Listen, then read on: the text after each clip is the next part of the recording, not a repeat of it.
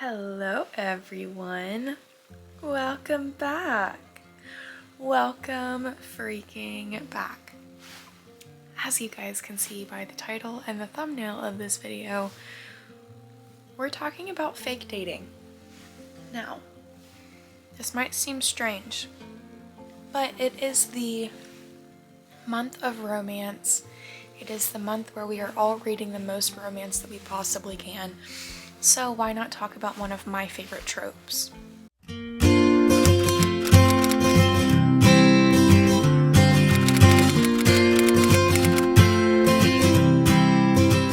So we have all heard of the fake dating trope. We've all heard of the one bed situation, the one bed trope.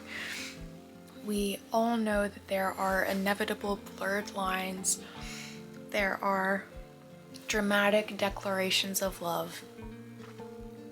So, since we all know this, authors are having to keep up, and what I mean by that is keeping things new, keeping things fun, and not making it cliche. So, in today's video, like I said, we are going to be talking about fake dating and how I think that it is one of the more exciting tropes, I guess you could say, one of the more popular tropes. So let's get into this video. You guys are gonna have to bear with me, my throat is a little sore. So I am going to basically, let's just really quickly state, I always have a sheet of notes next to me because my brain is always way too over the place. Way too all over the place. That still doesn't make sense. So, since my brain is always all over the place, I always need a sheet of notes next to me. So if you see me glancing down, it is me glancing down at these notes. So, in my opinion, I think that fake dating is always going to be the dominant trope for our contemporary romance books. I just feel like the fake dating trope is always going to catch people's eye and it's always going to draw them towards those books, if that makes sense. I find that the bestseller lists during the month of February usually consist of the fake dating trope. I mean, honestly, if you go and look at a book that is on the bestseller list, it's probably got the fake dating trope in it. 9 times out of 10, in a contemporary romance book, that is the trope that authors go for because it is the trope that draws most of our eyes.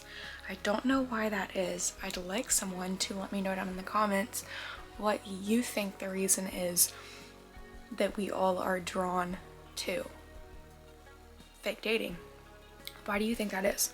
So I think that fake dating is such a used trope that you have to make it believable for your modern audience. Like, you can't continue to be like, oh, let's fake date and pretend like this person that you actually talk to on a day-to-day basis isn't going to run into you. There isn't going to be issues going on.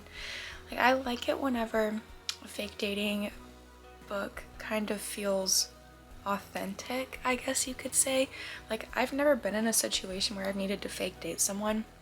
Now, I have kissed a few of my friends to piss other people off, but like, that's besides the point. But I believe that you have to make fake dating believable in order for it to hit for your modern audience.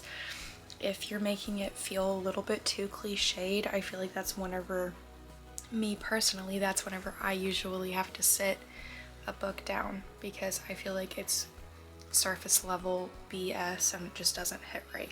So one thing that I do always love about the fake dating trope is that I feel like I'm always kicking my feet and giggling a little bit more during a fake dating trope than I am during an actual relationship. I don't know why, but I feel like just them kind of learning who each other are during this fake dating kind of brings out the more fun side of dating, because there's not and sometimes in their minds, there's not that underlying seriousness of the relationship. Like, they don't believe that this relationship is going to go on past them needing a fake dating situation.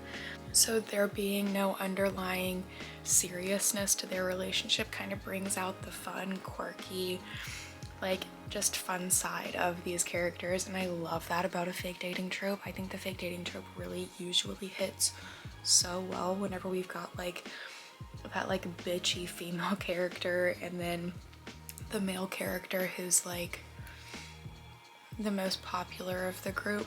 Does that make sense?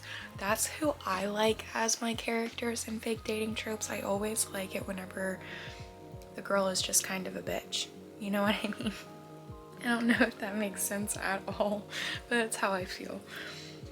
So I think there's always that specific spot in a fake dating trope situation where all of those accidental touches or the like scripted touches become more intentional, and that's whenever you're like, oh, and it's 3 o'clock in the morning and you can't stop turning the pages in your book because it's starting to get so good, because they're finally starting to like do the thing seriously but also not seriously because neither of them want to cross the boundaries. I love that part of fake dating tropes. I think it's so funny that there's always like that one spot where the friend goes back to their friend and they're like, oh, but this felt purposeful and this didn't feel like an accident, this wasn't talked about, this wasn't scripted. And then you get to the other perspective and they're feeling the same way with their friend. And I just find that so funny in a fake dating trope, that usually they're both having feelings for each other at the exact same time. I find it so funny. So there is one book in particular that I am currently thinking of for at least this specific bullet point that I have listed right here, and it is in the Magnolia Parks universe. We've always got that one character who is so sure of themselves. They're always like, no, there's no way that my emotions could get in the way. Like, I've never been an emotional person in my life. I'm always so sure of my emotions. They're never gonna get away from me. Nothing that you say or do is going to change the way that this is, like blah blah blah blah blah. That is never true. That is never true. I think that that part of the fake dating trope is always so fun to watch, and also like kind of, what's the word I'm looking for? Vulnerable is the word I'm looking for there.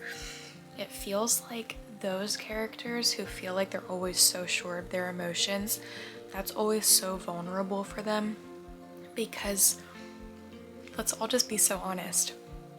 They're not in control of their emotions in those situations. If you are fake dating someone who you have had a feelings for your entire life, there is no way that you can be in control of your emotions in that point, because how can you like pretend to be kissing this person, you know what I mean? Like, how can you pretend that all of this just like has no meaning, if in reality it means so much to you?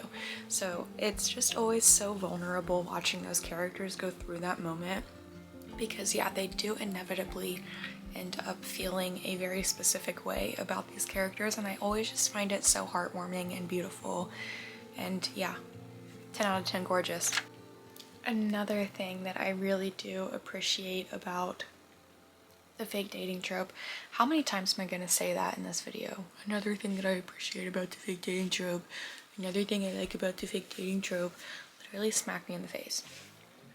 Like, find a new thing to say. Sometimes I literally irritate myself so much it's not even funny. Also, my throat is on fire. But I think that authors in modern, like contemporary romance, are using dialogue more than they're using like physical attraction, if that makes sense. Like, it feels like the physical attraction of a romance always feels so surface level compared to the romance that you feel whenever there are just genuinely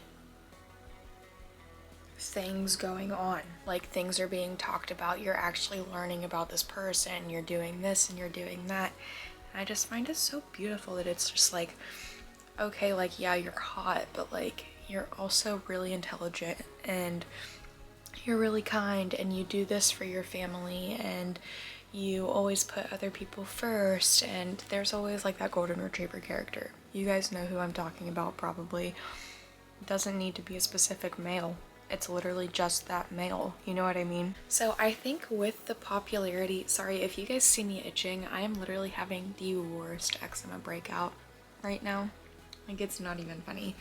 But I think that there are a few romance tropes that I think are going to be like, I don't know, they're gonna go by the wayside in my opinion, because they're not as grab heavy. Like, in my opinion, I hate more than anything, I hate a pregnancy trope. I hate it. I hate the pregnancy trope. I hate the like shock of the, oh no, I got you pregnant, like what are we gonna do now?